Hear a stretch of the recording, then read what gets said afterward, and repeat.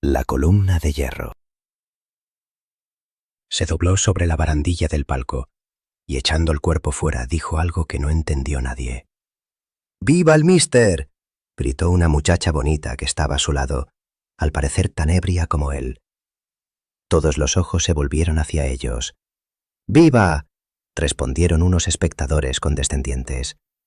El inglés, muy reposado, muy sonriente, volvió a dirigirse al divertido auditorio y con un ademán suave se puso a hablar de nuevo en su lengua.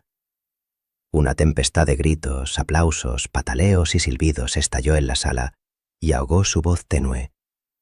Sin dejar de sonreír, y rojo como una amapola, aguantó el inglés en silencio la tormenta que había desencadenado ingenuamente. Cuando se convenció de que no podría dominar nunca aquel tumulto, levantó el puño y gritó: «Three cheers for Mr. Hazaña! ¡Hip, hip, hip!». Se redobló el escándalo. La muchedumbre del Music Hall aullaba como una manada de fieras. Antes de que terminase su toast, un zapato de mujer cruzó la sala como un proyectil, buscando la cabeza del inglés. Este lo atrapó en el aire y se quedó considerándolo estupefacto. Hizo un gran ademán inexplicable y, llevándose aquel zapato femenino a los labios, lo besó. Una carcajada unánime sacudió a la multitud. La orquestilla cortó el tumulto, atacando briosamente los compases de la Internacional, y la muchacha bonita que estaba detrás del inglés le pasó el brazo desnudo por la garganta y, tirando de él con fuerza, lo arrancó de la barandilla del palco y le atrajo hacia sí. El inglés, borracho perdido, se derrumbó en sus brazos. Ella lo besó y le puso en los labios una copa de champaña. Contento y satisfecho de sí mismo, el inglés se quedó quieto y callado, con una inefable expresión de felicidad en los ojos claros. Se reanudó el espectáculo. Cupletistas con feas voces y bonitos cuerpos cantaban mal, pero cantaban desnudas. El público no les consentía ni una cinta sobre los hombros. Solo se toleraba que apareciesen vestidas las bailarinas andaluzas, que por sus fieros ademanes y sus desplantes trágicos se hacían acreedoras a la dignidad del vestido. El bolero, el fandango y la seguidilla eran lo único que estaba exento de la humillación de la desnudez. Una mujercita rubia estaba en medio del escenario cantando un cuplé indecoroso, encogida como una gatita, y tan en cueros que daba frío verla, cuando allá en el fondo de la sala se advirtió cierto revuelo. Un confuso rumor denunciaba, sin embargo, cierta intranquilidad en la sala. Algunos espectadores prudentes se ausentaron. Luego, allí mismo, a la puerta del Music Hall, sonó un tiro de pistola como si hubiese sido una palmada, y a continuación se oyó una descarga cerrada. Corrió la gente arremolinándose de un lado para otro. El inglés no se enteró de nada y siguió mirándose en los ojos de la muchacha bonita a la que había sentado sobre sus rodillas. Afuera reciaba el tiroteo. Entró tambaleándose un hombre que se oprimía el vientre con las manos y, después de dar 8 o 10 pasos, dobló las rodillas y dio con la cara en el suelo. Hubo algunos segundos de aterradora quietud. Luego hicieron irrupción en la sala 15 o 20 hombres con los fusiles y las pistolas en alto. Uno de ellos, que llevaba en la mano una gran pistola ametralladora, se adelantó solo hasta el centro de la sala, giró sobre sus talones echando alrededor una mirada de desafío, levantó el puño y gritó: «¡Viva la columna de hierro! ¡Viva!», respondieron las roncas voces de los demás intrusos. Cortó el dramático silencio que estos vivas produjeron una voz destemplada que decía calmosamente: «Three cheers for Mr. Hazaña». El inglés se había dado cuenta al fin de que algo importante ocurría y se volcaba sobre la barandilla del palco para lanzar su vítor predilecto. Lo cierto es que le descerrajaron un tiro. El inglés sintió pasar la bala junto a su cabeza. Hizo el ademán grotesco de atrapar una mosca en el aire y se sonrió como si le tirasen confeti. La muchacha lo arrancó otra vez de la barandilla del palco y de un tirón desesperado le hizo rodar por el suelo. Mientras, los milicianos de la columna de hierro, que habían tomado por asalto el Music Hall, avanzaron bizarros por el patio con sus chaquetones de cuero, sus gorros de piel con orejeras y sus pistolones hasta instalarse con aire de conquistadores en los palcos más visibles. El que parecía ser jefe de aquella tropa se acomodó rodeado de sus lugartenientes en un palco proscenio y encarándose con el director de la orquestina le gritó: «¡Música, maestro! ¡Música!». La columna de hierro en pocas semanas había conseguido ser el terror de Levante. Formada por 150 o 200 hombres que habían desertado de los frentes de Teruel y Huesca, recorría los pueblos del antiguo reino de Valencia dedicada impunemente al pillaje y a la destrucción. Con el pretexto de limpiar el país de fascistas emboscados, iban aquellos hombres por pueblos y aldeas matando y saqueando a su antojo. La mayor parte de los componentes de aquella columna eran expresidiarios acogidos al pabellón rojinegro de los anarquistas. Los líderes anarquistas de buena fe, cuando tropezaron con la resistencia organizada del ejército sublevado, no tuvieron más remedio que sacrificar sus utopías libertarias a la necesidad imperiosa de una disciplina y una jerarquía. Buenaventura Durruti, el cabecilla anarquista que había salido de Barcelona llevando tras sí a toda la canalla de los bajos fondos, se trocó rápidamente en el caudillo más inflexible y autoritario.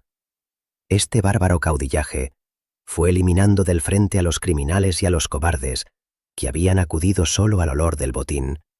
Destacamentos enteros se desgajaron en franca rebeldía del núcleo de las fuerzas gubernamentales, y una de estas fracciones indisciplinadas de la columna de hierro era la que recorría la comarca sembrando el terror. Cuando se consideraron fuertes, entraron a viva fuerza en Castellón, arrollando a los gubernamentales y apoderándose de sus armas. Luego, cuando constituían ya una verdadera columna con camiones, ametralladoras e incluso algún carro blindado, se lanzaron sobre Valencia. Finalmente, se fueron a los music hall y cabarets para beber y para incautarse de las mujeres y del dinero de las taquillas. Instalados triunfalmente en los palcos del music hall, obligaron a que continuase el espectáculo y se hicieron servir vinos y licores sin tasa. Las pobres mujeres aterradas intentaban escabullirse, pero los milicianos de la columna de hierro las cazaban al vuelo y las retenían en los palcos. El público pacífico fue filtrándose discretamente. «¿Quién es aquel tío?», preguntó el que parecía ser jefe de la tropilla, a quien sus hombres llamaban, no se sabe por qué, el chino. «Un aviador inglés voluntario que ha venido hoy de Albacete disfrutando de un permiso y se gasta alegremente sus libras con una tanguista. Es un chalao que tiene la manía de dar vivas hazaña en inglés», informó puntualmente el camarero. «Hay que invitar a ese mozo a ver qué tiene en la barriga», replicó el chino.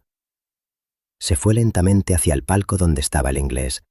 Se le aproximó, le saludó con el puño en alto y le invitó a ir al palco donde estaban sus hombres para beber una copa con ellos. El inglés aceptó encantado. «Miss Pepita», presentó ceremoniosamente el inglés. Ella intentó disuadir a su amigo de la idea de irse a beber con los milicianos. «Si no puedes beber más, Jorge», le decía, «si no te puedes lamer, si estás borracho perdido». Yo puedo», aseguró el aviador saliendo muy derecho del brazo del chino. Tras ello se fue Pepita, resignada.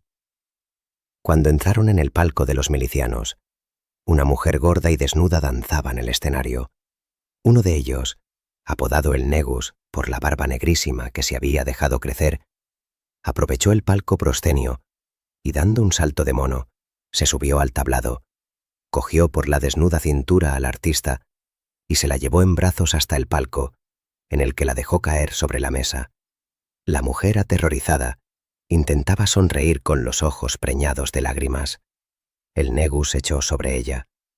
El aviador, que contemplaba la escena tan estupefacto como si hubiese caído de la luna, tuvo una reacción inesperada y, echando mano al Negus, le dio la vuelta y cuando lo tuvo enfrente, le atizó un puñetazo en la selva de la barba que le hizo caer de espaldas. Hubo un momento difícil. El chino cortó el incidente sujetando al miliciano y echando a broma la cosa. «El inglés es un amigo, ¿verdad, mister?» «Oh, sí». Le tendió la mano con tan humilde franqueza que el negus no tuvo más remedio que estrecharla. «Eres un tío pegando, mister», le dijo el chino. «Deberías venirte con nosotros». «Bueno», replicó lacónicamente el inglés, «yo quiero ir a luchar contra los fascistas y a matarlos». «¡Viva el mister!», gritaron los milicianos. Y cayó borracho perdido en los brazos de Pepita, que estuvo intentando inútilmente convencerle de que no debía ir con aquella tropa. Cuando al amanecer vio que los milicianos cargaban con Jorge y lo metían en uno de los camiones que tenían a la puerta, Pepita tuvo un momento de angustia y desesperación. Luego, arrebujándose en su abriguito de seda, saltó también al camión y se fue con ellos. Toda la mañana la pasaron bajo el toldo del camión. Jorge se había tumbado cuán largo era y dormía profundamente. Pepita, acurrucada en un rincón, había colocado la cabeza del inglés sobre su regazo. Aquellas expediciones de las bandas armadas que volvían del frente eran el azote del país. Con el pretexto de limpiar la retaguardia, iban por pueblos y aldeas, cometiendo toda clase de abusos y crímenes. La expedición en que se habían enrolado insensatamente Pepita y el aviador inglés llegó después de mediodía a las puertas de Benacil, próspera villa levantina. Las milicias locales destacadas en la carretera obligaron a la caravana de camiones a detenerse. El chino, procediendo con cautela, prefirió negociar. Acudieron los miembros del Comité Revolucionario de Benacil, en su mayor parte republicanos y socialistas. El chino, que se decía enfáticamente portavoz del frente, reclamó con duras y elocuentes palabras que se pusieran a su disposición cuantas armas hubiera en Benacil. No se ponían de acuerdo, pero mientras ellos discutían, los hombres de la columna de hierro habían ido evolucionando hábilmente, y cuando los milicianos de Benacil pudieron advertir la maniobra, sus parapetos estaban desbordados. El chino dijo entonces a los miembros del comité local: «Mis hombres tienen que cumplir su misión revolucionaria, y es una estupidez que ustedes intenten oponerse. Los declararíamos contrarrevolucionarios y correrían la misma suerte que los fascistas». Tuvieron que resignarse. Los camiones de la columna de hierro hicieron su entrada triunfal en la villa. A todo esto, el aviador inglés seguía durmiendo como un leño. «¿Qué hacemos con tu hombre?», preguntó a Pepita uno de los milicianos. «Vamos a subirlo y lo acostaremos donde se pueda», respondió ella. El miliciano se echó al hombro el inglés como si fuera un costal y lo depositó en el blando lecho de uno de los dormitorios del palacio. «Bueno, guapa, a ver cuándo me toca a mí». Le guiñó un ojo maliciosamente, salió y cerró la puerta tras él. Pepita, que había ido tras él, se encontró frente a aquel hombre que, después de dejar su carga, la abordó sonriendo. Pepita se acurrucó a los pies de la cama como una gatita y se quedó dormida. El Comité Revolucionario de Benacil deliberó sobre la situación creada por la llegada de la columna de hierro. Si dejamos a esos bandidos de la columna de hierro lanzarse al saqueo y la matanza, el pueblo se revolverá luego contra nosotros, decía Pepet, el viejo republicano. Hay que resistir a todo trance y conservar en nuestras manos el control de la revolución, replicaba con impresionante fuerza Tomás, el joven socialista. Procuraremos combatir el terrorismo de esas bandas armadas que vuelven del frente y al final las extirparemos, como hemos extirpado al fascismo. Si dejamos las manos libres a los criminales de la columna de hierro, la opinión se pondrá en contra nuestra. Ya lo estamos viendo. Los pueblos por donde pasan esos bandoleros se tornan fascistas. Esos canallas son los mejores propagandistas de Franco. Es el horror de la guerra lo que provoca esas reacciones. ¿Crees tú que del otro lado no hay gente de bien a las que están convirtiendo en revolucionarias los asesinatos de los falangistas? Los viejos republicanos, los demócratas, los liberales, desertaban aterrorizados. Tomás procuró devolverles la perdida fe. Antes de que anocheciese, el comité tenía su plan trazado. La voz de alarma corrió por el laberinto de barracas y alquerías. Pronto los senderos de la huerta empezaron a poblarse de campesinos que acudían solícitos a defender su república. La vieja fe democrática tenía aún sus defensores. Mientras, en la casa del pueblo de Benacil, Tomás reunía a las juventudes obreras de la villa, socialistas y comunistas, y las arengaba para lanzarlas a la lucha contra los que hasta aquel día habían sido sus aliados. El fanatismo y la disciplina comunistas obran milagros. En tanto el Comité Revolucionario de Benacil convocaba a sus huestes, los hombres de la columna de hierro comenzaron a actuar por su cuenta. El chino se presentó en la prisión de Benacil apenas cayó la noche y reclamó que se le entregasen todos los presos fascistas. Tepet y Tomás, oportunamente avisados, se presentaron en el acto. «Aquí no hay más autoridad que la del comité», insistió Tomás. «Yo me río de todas vuestras autoridades y de vuestros comités. Aquí no hay más voluntad que la del pueblo, y en nombre del pueblo fusilaremos a los presos fascistas». El chino le saltó al cuello, pero Tomás consiguió desasirse, y sacando la pistola con un rápido movimiento, lo contuvo momentáneamente. Ordenó que los esposasen. El chino, decidido a aprovechar el tiempo, ordenó que se apoderasen de los presos fascistas para llevárselos consigo, en caso de tener que batirse en retirada. Apenas habían comenzado a desfilar los presos ante el chino, cuando se oyeron nuevas descargas. La lucha era más dura de lo que los milicianos de la columna de hierro esperaban. Los milicianos de Benacil acudían en oleadas dispuestos a batirse con coraje. El chino, cobarde al fin y al cabo, se replegó en desorden y se metió como bestia acosada en el interior de la cárcel. Cuando el ruido distante de las descargas le despertó al fin, se encontró Jorge con que estaba solo en un palacio abandonado. El estrépito de la batalla que en los alrededores de la cárcel se estaba librando le hizo salir precipitadamente. «¿Qué pasa?», preguntó a uno de los hombres. «Que quieren asaltar la cárcel para apoderarse de los presos fascistas». «¿Pero quiénes son los asaltantes?» «Unos bandidos fascistas». El aviador inglés, estupefacto, se acercó a los grupos que hacían fuego, sacó la pistola y se marchó con la gente del pueblo, pensando que, ya que su ferviente anhelo de combatir el fascismo le había llevado, no sabía cómo, hasta allí, su deber era batirse lealmente. «A ver, voluntarios para ir a pecho descubierto hasta el portal de la cárcel y hacerse fuertes en él», se oyó una voz. Jorge se unió a los 6 o 7 hombres. El miliciano jefe, mirando desdeñosamente la diminuta pistola del inglés, le puso entre las manos un fusil. «¿Cómo se dispara?», preguntó ingenuamente Jorge. Acecharon el momento oportuno y se lanzaron a atravesar la plaza bajo el fuego terrible. El inglés tiró el inútil fusil y, cerrando los ojos, se precipitó ciegamente hacia aquel boquete negro del portal. «¡Pero si es nuestro inglés!», exclamó uno de los bandidos. «¿Qué hacías, idiota?», le preguntó éste. «Peleaba contra los fascistas». No quiso creerlo. Jorge se metió por la prisión adentro dispuesto a esperar filosóficamente el final de aquella incomprensible tremolina. Oyó unos pasos cautelosos. Un grupo de presos fascistas se aprovechaba de la confusión, conducidos por una muchacha con uniforme de miliciano que llevaba en el puño una pistola. «¡Tepita!», exclamó Jorge al verla.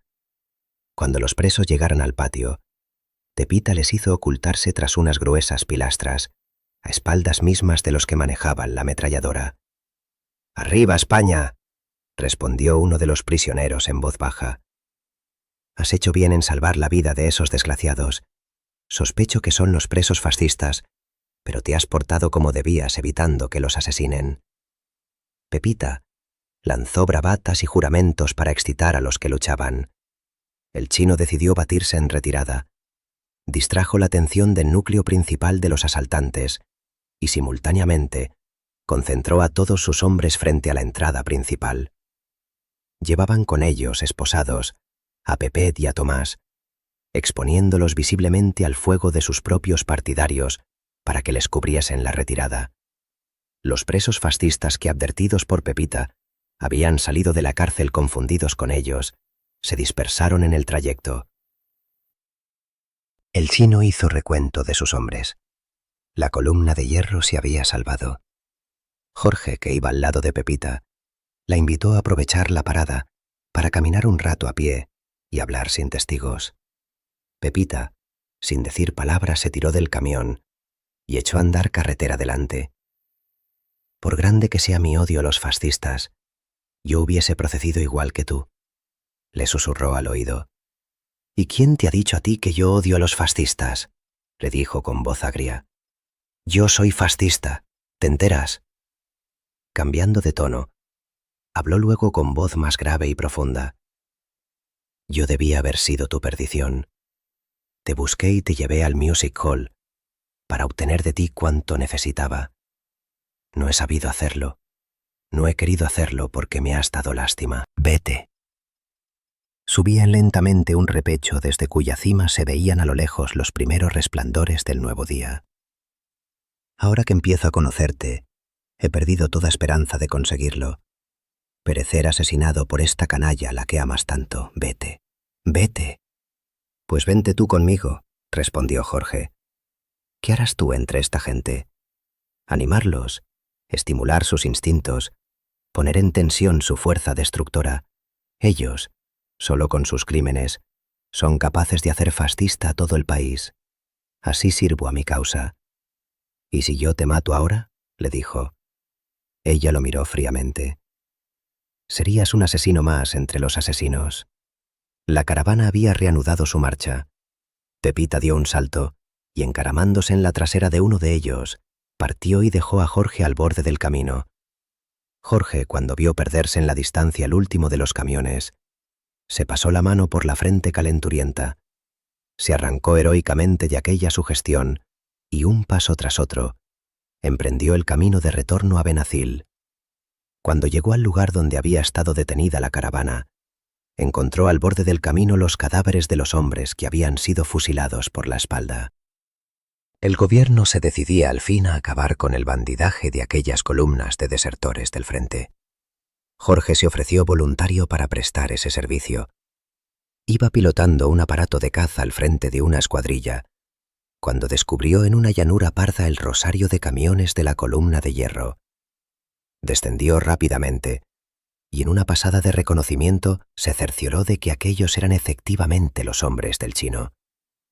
Dejó caer en el centro de la columna la carga de bombas que llevaba. Tras el suyo, los demás aparatos de la escuadrilla repitieron la maniobra, y cuando dio la vuelta por tercera vez, vio cómo los bandidos que no habían sido alcanzados por las explosiones abandonaban los camiones y huían a campo traviesa en todas direcciones. Volando temerariamente casi a ras de tierra, hizo funcionar su ametralladora y barrió los grupos fugitivos. Fue una cacería implacable. Erguida en la techumbre de uno de los camiones, estuvo desafiándole una figura de miliciano fina y breve, que se mantuvo enhiesta mientras las demás se aplastaban contra la tierra. ¿Era ella? De lo único que estaba seguro era de que la última ráfaga de su ametralladora la tiró a tierra.